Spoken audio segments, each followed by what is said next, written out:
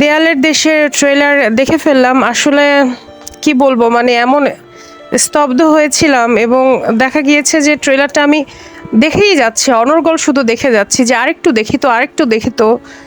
দেখার পরে কোনোভাবেই তৃষ্ণা মিটতেছিল না, এবং এটা হচ্ছে একটা ট্রেলারের সবচেয়ে বড় সফলতা যে সেই ট্রেলারটা দেখার পরে যদি আপনার সিনেমা দেখার জন্য আগ্রহী তৈরি না হয়, তাহলে সেটা কিসের ট্রেলার হলো?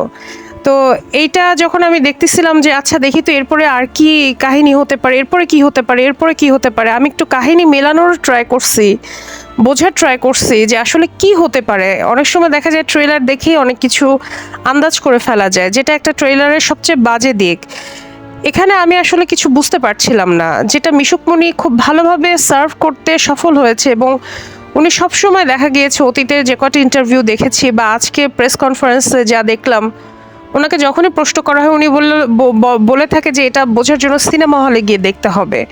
উনি ফুল সাসপেন্স রেখে দিতে চান অলওয়েজ, এবং সেটা তিনি ট্রেলারের ভিতরেও রেখে দিয়েছেন। একটা মুহূর্ত ছিল না যেটা দেখে আমি কিছুটা হলেও অনুমান করতে পারছি যে না এখানে আসলে কি হতে যাচ্ছে। একটা সময় আমার মনে হয়েছিল টিজার দেখে যে হয়তো বুবলি মৃত মৃত লাশ নিয়ে হয়তো শরীফুল রাজ ঘুরতিছে, মানে কি ভাবছিলাম তখন। আর এখন আমি দেখলাম যে না, এখানে জীবিত অবস্থায় হচ্ছে বুবলি হুইল চেয়ারে বসে থাকে, তাকে ডাক্তারের কাছে নিয়ে যাওয়া। এখানে ঢাকা শহরকে খুব ভালোভাবে চিত্রায়িত করা হয়েছে। আমরা দেখেছি সম্ভবত এটা মিটফোর্ড হসপিটাল, পুরান ঢাকার কিছু দৃশ্য দেখলাম, মিরপুরের কিছু দৃশ্য দেখলাম, শাহবাগ দেখলাম। মনে হবে যে ঢাকার তো পরিচিত রূপ এরকমই হয়।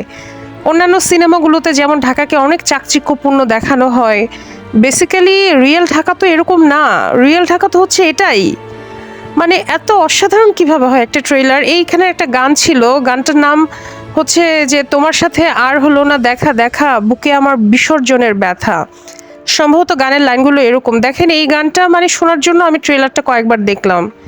এত অসাধারণ একটা গান, এই গানটার থেকে বেদনা বিধুর, মানে অর্থবহপূর্ণ গান আসলে আমি রিসেন্ট শুনিই নাই। হ্যাঁ, আমি লাস্ট শুনেছি ঈশ্বর গানটা, যেটা প্রিয়তমার। ওটা তো বাংলাদেশের ইতিহাসে একটা সেরা গান। কিন্তু এই যে এই গানটা, এটা দেখবেন অনেক যুবকের মনে মানে ব্যথার সৃষ্টি করবে, এবং অনেক যুবক হচ্ছে মন খারাপের সময়, যুবতী মন খারাপের সময় এই গানটা শুনবে। এবং এই লেভেলের হচ্ছে অর্থপূর্ণ গান, এই লেভেলের টাচি গান অনেক দিন পরে শুনলাম। এরকম গান হচ্ছে অনেক আগে একটা ব্যান্ড গেয়েছিল, আমার এখন গানটার নাম মনে পড়ছে না। তখন আমি এরকম একটা ফিল পেয়েছিলাম। আমি আসলে খুবই আপ্লুত দেয়ালের দেশ মুভির ট্রেলারটা দেখে।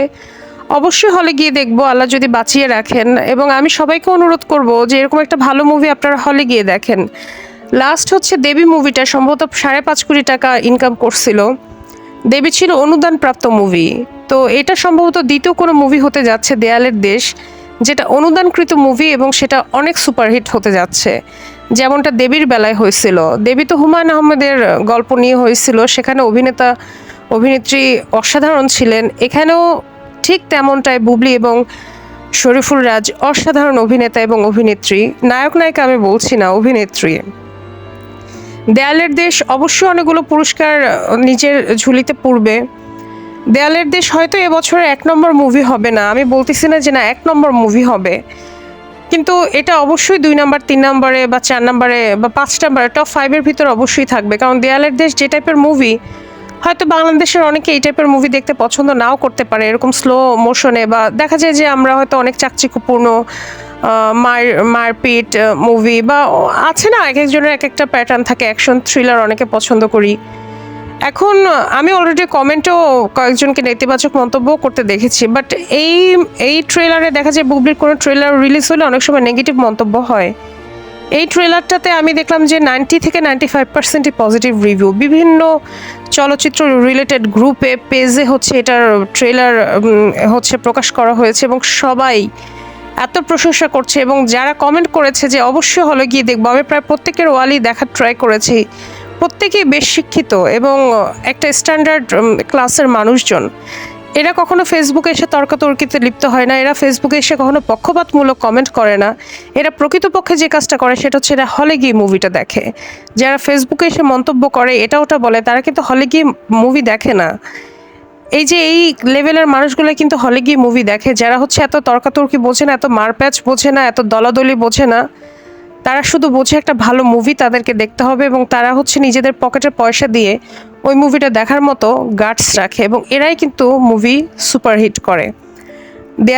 দেয়ালের দেশের জন্য অনেক শুভকামনা। মিশুক মনি নিজের জাত চিনিয়েছেন। অনেক বড় বড় নির্মাতাদেরকে আমরা জানি যে তারা তাদের প্রথম নির্মিত মুভি দিয়েই তাদের জাত চিনিয়েছেন। অনেকে আছে নিজের জাত চেনাতে বছরের পর বছর স্ট্রাগল করতে হয়, কিন্তু মিশুক মনির প্রথম মুভি দেখি যেটা বুঝলাম, উনি আসলে অনেক ভালো একজন নির্মাতা হতে যাচ্ছেন, আমরা পেতে যাচ্ছি। এটা আমাদের জন্য গর্ব যে মিশুক মনির মতো একজন ডিরেক্টর আমরা পেয়েছি, যে কিনা ঢাকা শহরের মেইন চিত্র ফুটায় তুলতে পারছে।